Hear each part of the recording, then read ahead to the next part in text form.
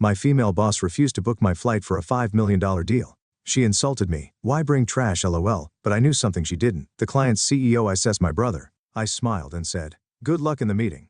It's a $5 million deal today. Do you think I should carry the trash? Jade's remarks left me speechless. On the other end of the phone, I could hear her giggling with delight.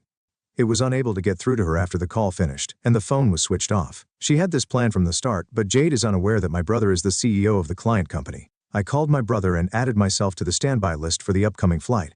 I've put up with her small-time harassment up until now, but I'm at my breaking point. Jade needs to confront reality. I'm Mary Walters and I work for a trade company in the sales division. My sales proposals are highly appreciated, and I consistently achieve the highest sales performance because of my positive outlook, strong interpersonal skills, and in-depth product knowledge. Even within the organization, I've received recognition and am frequently referred to as the ace of the sales department. Naturally though, things weren't always easy from the start. I made a lot of blunders when I first started working for the company straight after high school. Insufficient product expertise occasionally resulted in unhappy clients and unsuccessful negotiations. In retrospect, I used to detest studying and tried to land contracts by using only tactful conversation. I didn't want to continue my education after high school, so I immediately entered the workforce. I was often compared to my intelligent brother when I was a kid. I could never match his grades no matter how hard I studied. I thought my folks were subtly evaluating my performance whenever they gave him praise. I studied every day, had tutors, and even went to cram school, so I had no time for play. Nevertheless, I received a score below 600 on the set I took for college. My brother, on the other hand, received a score of almost 1,600 and was accepted to a university with greater requirements. Despite my best efforts, I was unable to outperform my brother. I was unable to live up to my parents' expectations. I started to detest studying after realizing that despite my best efforts, I would never be able to meet their expectations. I had lost interest in studying. I did not wish to experience any more misery. I was so determined that I chose to start working right out of high school instead of going to college. At the time, I believed that I wouldn't need to study if I stopped going to school, but in practice, assimilating into society required ongoing education. I used to detest it, but one day, I offered a customer a product that was better suited to their needs than what they had planned to purchase, and it completely transformed my life. I was ecstatic to see the customer grin and express his gratitude for listening to my suggestions. I could help someone by studying. Because of me, some people would grin. For the first time, I realized how much I enjoy learning because of that fact. I started studying product knowledge more than anyone else after that. My present sales performance is the outcome of all that effort. Good outcomes, meanwhile, might often draw unwelcome jealousy. I've recently attracted the attention of a problematic individual. Jade is her name. She joined our organization 6 months ago and is likewise 26 years old. She was reportedly the top salesperson in the sales division of a rival business where she previously worked. When she first joined, I was assigned to be her trainer. Nice to meet you. I'm Mary Walters. I'll be in charge of your training, Jade. Feel free to ask me anything. Really? You're my trainer. You seem kind of unreliable. Are you sure this is okay? Jade said, looking clearly dissatisfied. She seemed very confident in her abilities, almost mocking me as she looked at my face. Thinking back, I realized I had disliked Jade from this very first encounter, but work is work. Since I was assigned to train her, I had to do it properly. So I thought I was teaching her everything carefully and seriously, even including a thank you note with a shipment. Mary, are you really using such an inefficient method? Unbelievable. This product is more popular than that one, so it's better. You should know that just by thinking logically. She kept making these kinds of condescending comments. Sure, adding a thank you note takes extra effort, and some people might just throw it away without reading it. But there are also people who appreciate it, and no one feels bad about receiving a thank you note. So, I believe it's worth the effort to express gratitude for choosing our product and buying from me. As for the products, it's more important to consider what the customer wants than what's popular. For example, if a customer wants fruit rich in vitamin C, suggesting a sugary sweet just because it's popular is unlikely to lead to a sale. At worst, it might even anger the customer. Even if it doesn't go that far, suggesting acerola products which have much more vitamin C than lemons might be more satisfying than just recommending lemons because they are commonly associated with vitamin C. Engaging with customers to understand their needs and adjusting my recommendations based on their reactions is my style. Popular items are well received by many, but they might not be the best for the customer in front of me. Keeping that in mind when dealing with customers is my approach. Sure, it might be inefficient, but I didn't think it was so bad that it deserved to be laughed at from a superior position. Even if I believed I wasn't wrong, being laughed at and criticized for everything I taught was still hurtful. A month after I started training Jade, the sales results were announced as usual. I was the top performer for that month. Everyone clapped and praised me except for Jade. She glared at me with jealousy and bit her lip in frustration. From that day on, Jade's behavior towards me worsened. When I tried to teach her product knowledge, she'd mock me saying, "You're such a nerd for remembering all that detail." She even started spreading rumors that I was using my looks to get sales. Fortunately, no one believed her, but the clear malice was shocking. Had I done something to make her hate me? But Jade's training period was only a month. After that, she would be on her own and wouldn't bother me anymore. At least, that's what I thought. But I soon realized I was wrong. Her harassment didn't stop after the training period. At first it was minor things. My pen would disappear, or the sticky notes on my computer monitor would be gone. I thought I had just misplaced them, or they had blown away. But when I saw that all my schedules on the company's Shar app had been deleted, I knew it wasn't just my imagination. Other things happened too. Documents I saved in the shared folder disappeared. Faxes and mail addressed to me ended up in the shredder bin before I could read them, and calls with customers were abruptly cut off. I had been clueless about who was responsible all alone, but when the phone hung up, the culprit was finally revealed. It was Jade. It was by chance that I found out when the call with the customer suddenly got cut off. I panicked and looked around frantically. There was Jade with a smug grin on her face, holding the unplugged foam cord. Of course, something like this would interfere with work. If a call gets abruptly cut off, it would also inconvenience the customer. I asked Jade to stop harassing me, but she didn't listen at all. Do you have any proof? Proof that I did it. Don't accuse me without evidence, it's really annoying. You're so paranoid, she sneered at me, looking up from below with that mean smile. I saw her unplug the phone cord, but when it came to proof, I was at a loss. She laughed at my silence. See, you don't have any proof. Just because you have good results doesn't mean you can get cocky. For the trouble you've caused, I hope this will make up for it then. Jade reached into my bag, which was beside my desk. I was so shocked that I just stared in disbelief. She pulled out my wallet, took $5.20 bills from it, and tossed the wallet back to me. Thanks for the bonus. If you keep this up, you can accuse me all you want. Laughing loudly, Jade walked away, leaving me stunned. I thought this harassment was too much, so I consulted my boss. But without proof, my boss said it was hard to take action. Even if there was proof, if there's no malicious intent, it would be considered just a mistake, so he couldn't reprimand her too harshly. Still, my boss did caution Jade, though it seemed it wasn't very strict. As a result, Jade resented me even more. From then on, she harassed me almost daily. No matter how many times I registered my schedule, it would be deleted, and documents I created would disappear from the shared folder. Redoing schedules and recreating documents took extra time, slowing down my work. To catch up, I had to work more overtime. Since Jade started, my overtime hours had more than doubled.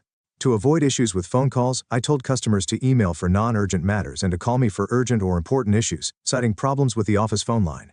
It was inconvenient for customers used to calling the office line, but it was better than having calls cut off mid-conversation. For mail and faxes that ended up in the shredder bin, I had to check the bin several times a day. It was a waste of time, but losing a customer's trust by not receiving something they sent would take far more time to fix. Building trust is hard, but losing it takes just a moment. Jade didn't seem to understand that. I've endured Jade's harassment for the past 5 months, but finally something decisive happened. It was just a few days ago. I was chosen as the main contact for a major corporation that inquired about our products. This company is one of the leading medical device manufacturers in the country with a top market share in the industry. If we secured a contract, it would be worth $1 million. Not only would I achieve this quarter's sales target, but it's also certain I'll be on the promotion track. Since it's such a big account, I'll have support as well. I was planning to choose a colleague I get along with, but Jade volunteered. Her extreme enthusiasm and self-promotion convinced my boss to assign her as my support. I didn't think I could work well with Jade, but it's work. I thought we'd both act professionally and manage to cooperate, at least on the surface. However, she didn't provide any support. Instead, she sent materials for her preferred products to the client without my permission. A close colleague discreetly informed me, so luckily it didn't become a significant issue. I quickly called the contact person, casually mentioning that I had sent some materials for products they might be interested in. I briefly explained the differences between the product Jade sent and the one they inquired about. And in the process, I identified the client's needs. I then arranged a detailed discussion. Thanks to my colleague, Jade's premature actions didn't cause major problems, and the contact person was receptive. On the appointment day, I introduced the products they inquired about, and based on our prior conversation, recommended other suitable products. During the discussion, I identified more of the client's latent needs and recommended products that better match their desires. This is my usual sales approach. Fortunately, the client appreciated my style, enjoying the detailed pros and cons of various products and finding the best fit for their company. We narrowed it down to 3 final candidates and agreed they'd consult with higher-ups. 2 days later, the contact person informed me they decided to order one of the products. After discussing quantities and terms, I prepared a quote and sent it to them. The quote amount was $5 million. Jade was wide-eyed when she heard the news. Wow, that's a huge deal. I guess they went with the product I sent the materials for, right? Let me see the quote. She smirked and snatched away the estimate I had created, her smile freezing as she read it. That's only natural. I thought the chosen product wasn't the one she had sent materials for. In fact, it wasn't even among the final 3 candidates. The product she promoted didn't quite meet the client's needs. It was like asking for a red vegetable and getting an orange bell pepper. Close, but not what they wanted. She sent them the materials about that kind of product. Looks like it didn't quite match their needs this time. Jade, could you book our flights? We're scheduled for a direct meeting with a client in 2 weeks. Let's go together. When I suggested that, Jade immediately broke into a grin. I thought she had finally calmed down and felt relieved. But on the day of the meeting, I was left stranded at the airport. The meeting was scheduled for 1:00 p.m. and it was a 3-hour trip each way. I planned to meet Jade directly at the airport without going to the office. The meeting time was an hour before the flight's departure, but when the agreed time came, Jade didn't show up. I was supposed to get my ticket from her before boarding. 10 minutes passed, then 15. I tried calling her several times, but Jade didn't answer. I started to worry if something had happened to her. As concerned as I was about Jade, I was also worried about missing the flight. I headed to the counter, explained the situation, and asked if I could still board. That's when I discovered a shocking fact: my ticket hadn't been reserved. Only Jade's was. With a pale face, I called Jade again. After several rings, she picked up. "Sorry, I was busy with the boarding process and couldn't answer," Jade said nonchalantly. I confronted her immediately. "Jade, they said there's no reservation under my name for this flight. What's going on?" In my panic and anger, I couldn't help but raise my voice, but Jade just laughed, clearly enjoying herself. "Today is a $5 million deal. Should I bring the trash along?" Her words made my mind go blank. I could hear her gleeful laughter on the other end of the line. Then the call ended, and she turned off her phone, making it impossible to reach her. She had planned this from the start, but there's something Jade doesn't know. The CEO of the client company is my brother. I put myself on the standby list for the next flight and called my brother Kyle. I had tolerated Jade's petty harassment until now, but I couldn't take it anymore.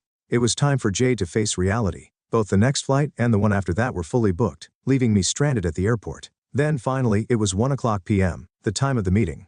Not even 15 minutes had passed when my phone rang. The caller ID displayed G. The call came much sooner than I'd expected. Suppressing my laughter, I answered the phone. "Hello, where are you right now?" "We're at the airport. You should know exactly where I am," I replied. "Jade, you didn't reserve my ticket." Jade was momentarily speechless. I could even hear her grinding her teeth. "Just get here quickly. The client CEO says that if you don't come, the deal is off." Jade's panicked voice echoed through the phone. In the background, I heard a familiar voice speaking with a tense tone. Jade responded, and a video call invitation appeared on my phone. My brother had likely instructed her to switch to a video call as planned.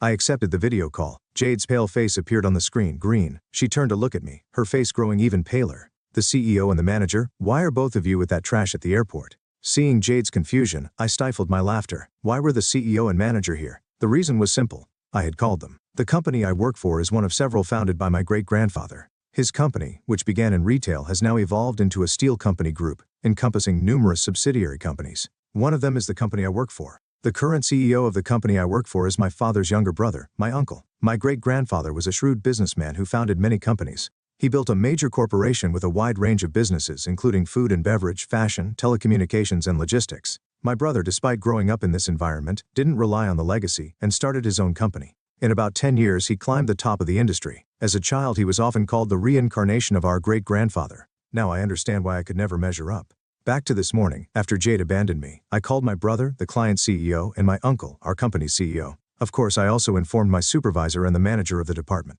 If the person in charge couldn't attend such an important meeting, it was only natural to report it. I informed my uncle before my superiors did. This deal was worth $5 million, a significant transaction for our company. When chaos ensued, my brother said, "Let's teach the fool who came without the person in charge a lesson." With that, even the CEO and the manager decided to join. Calling someone's sister trash is quite disrespectful. "My sister, this trash is the CEO's." I heard my brother's displeased voice on the phone. Jade blinked in surprise at his words. My brother glared at Jade, who kept repeating trash, but Jade, not noticing, lit up and became even more smug. "So you were favoring her because she's your sister, Kyle? That's not good for the company. Look, I've brought a new proposal. This product is much more popular than the one that trash suggested." "Enough." Jade started her sales pitch enthusiastically, but my brother's angry voice cut her off.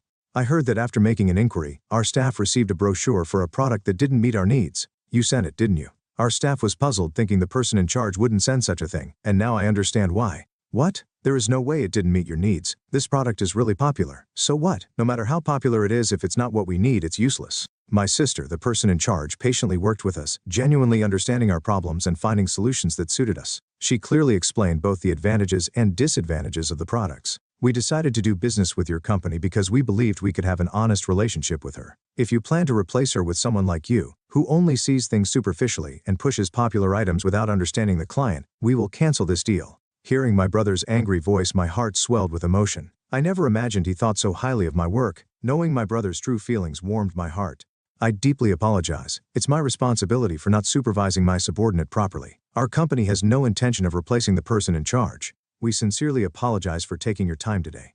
Could we possibly reschedule? We will ensure that Mary will be there." Hearing my brother's anger, the manager and company kept apologizing. Jade stood there, stunned and pale, not expecting this outcome.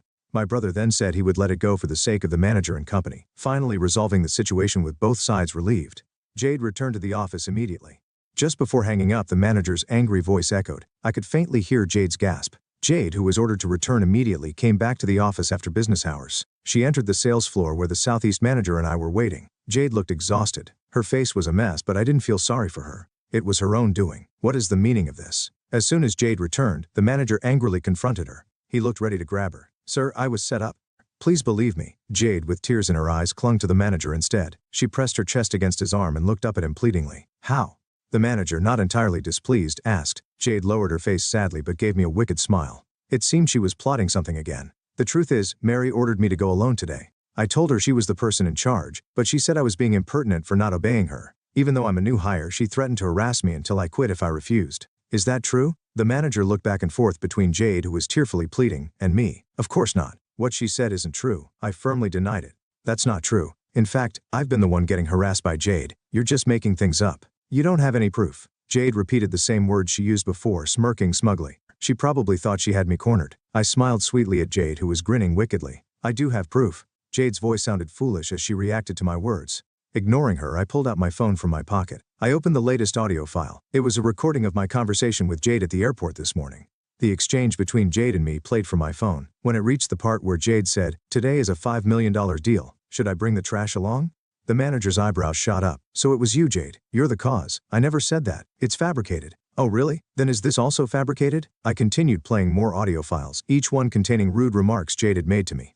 Both the manager and the company frowned in displeasure. And that's not all, Jade. You've deleted documents I saved in the shared folder, erased schedules I registered in the department app, and done various other harassments, haven't you? I didn't stop lying. You don't have any proof. Show me if you do. Jade kept demanding proof, unaware that she was tightening her own noose. Don't you know our company's computers require connecting to the internal network to access shared folders and apps? Of course I know that. I'm not stupid like you. Well, that's to track who accessed what, when, and where. So if we check, it'll be clear that you deleted my documents and schedules. What? No one told me that. Dave visibly panicked at my words. Her sudden pale complexion made it clear she was guilty. What have you done? Forgetting to cover his tracks, the manager shouted angrily. Fear and panic appeared on Jade's face. Oh no, I didn't do anything. Jade continued to claim her innocence. The company was the one who ended this seemingly endless cycle. That's enough. We will conduct a thorough internal investigation on this matter. That's not true. I didn't do anything. Please believe me, sir. If you did nothing wrong, then you have nothing to worry about.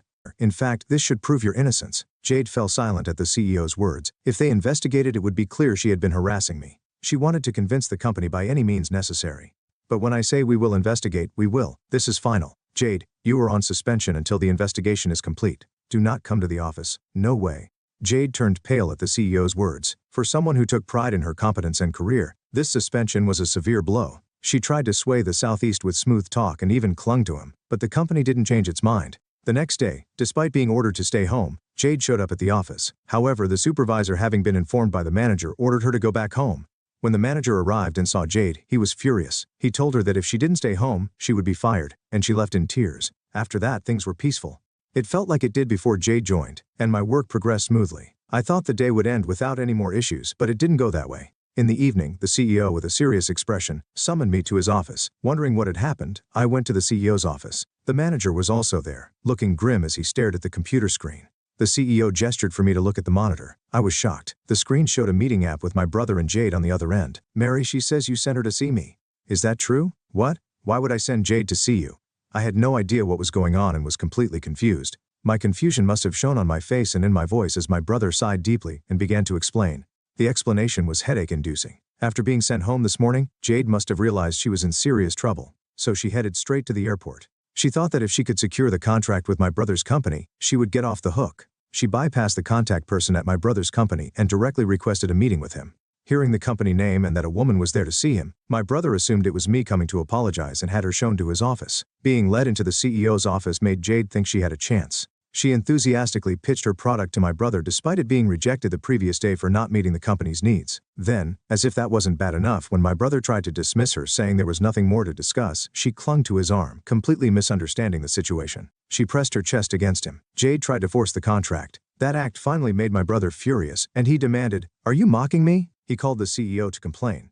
Of course, the CEO couldn't believe that Jade, who had been put on leave, was at my brother's company the very next day. After switching to a video call through a meeting app and confirming that Jade was indeed there, the CEO was enraged. He called in the manager to ask what was going on, but the manager also couldn't understand how the subordinate he sent home that morning ended up at my brother's company. Under intense questioning from 3 people, Jade, caught off guard, lied that I had ordered her to use her charm to secure the contract. I let out a big sigh. Why did Jade hate me so much? I couldn't think of a reason, but I needed to make my innocence clear. I understand the situation. Those claims are not true. In fact, yesterday, it was agreed that he would forgive us this time for Jade's outburst out of respect for the CEO and manager. Even if an apology visit was necessary, sending the offending person alone to secure the contract is out of the question. Demanding she secure the contract, that's absurd. Doing such a thing offers no benefit to our company, only disadvantages. That's true. However, given the repeated disrespect, I cannot simply let this go. My brother's words made the CEO, manager, and me all nod in agreement. We understood his position completely. Understood. What would you like us to do, President Walters? I addressed him as the CEO, not my brother, to show I understood this was a professional matter. My brother seemed to give a slight smile. Our company cannot continue business with an individual who has repeatedly caused issues, doesn't understand the problem, and shifts blame to others. Such a person is untrustworthy both professionally and personally. Are you asking us to fire Jade? When I asked for clarification, my brother nodded slightly. Wait, please, anything but that. Jade, who had been silent, suddenly cut in, realizing she couldn't let this happen. She's audacious to delegate everything. Up to this point, her face had turned to ashen. I was wrong. I apologize. I won't call you trash or mock you again. I won't delete your files or schedules daily, shred your mail and faxes before you see them, or unplug the phone while you're on a call. Please help me. You too, brother, right? Ask him to forgive me for your family's sake. That's selfish. Please continue. Why did she think I would help her after everything she had done? I felt only disdain, not sympathy. So I responded clearly, no. Even if I convinced him, it wouldn't matter. My brother doesn't have the authority to decide staffing here. The CEO, my uncle, did hold that authority. So perhaps the family plea might work, but I chose not to mention that. On the screen, Jade crumpled to the floor. Seeing her face full of despair gave me a small sense of satisfaction. Jade was picked up by the manager that same day. The CEO decided that she might cause more trouble if left alone. Even after being told to go home the next day, Jade was terminated immediately, even before her probation period ended. It didn't end there. She was also sued for substantial damages by the company. Her harassment caused work disruptions and ruined deals. The contract with my brother's company would now be challenging to secure under the initial terms. Our company would have to make concessions on price and conditions to make up for the trouble. Even the travel expenses Jade incurred to visit my brother's company would be billed to her. Moreover, the CEO was so furious that he intended to ensure Jade wouldn't be hired by any affiliated companies. But that won't be enough. The Estelle Company Group, to which the CEO's company belongs, is a major conglomerate in various sectors, including food, fashion, telecommunications, and logistics. Finding a company in the country with no ties to Vestal would be nearly impossible. Who would want to hire someone disliked by the founder's family? Jade would likely face a tough future, paying off a significant debt without being able to find decent work. As for me, I regained peace in my life after Jade left. Having my work recognized by my brother, whom I had always felt inferior to, boosted my confidence at work. Maybe this newfound confidence was noticeable because a longtime client remarked, "You were always reliable, but lately, you seem more assured and dependable." My sales performance improved, and I was on track to achieve my best year yet. There were other positive changes as well. For the first time in a long while, I felt like visiting my family. I had avoided going home since starting my job due to my feelings of inadequacy compared to my brother. But this Thanksgiving Day, I felt like it might be nice to spend time with my parents and brother. Recent cases had made me feel that way. Would my family be pleased with my progress? Though my pace was slower than my brother's, I was still moving forward. With a mix of excitement and anxiety, I looked forward to the approaching Thanksgiving Day holiday.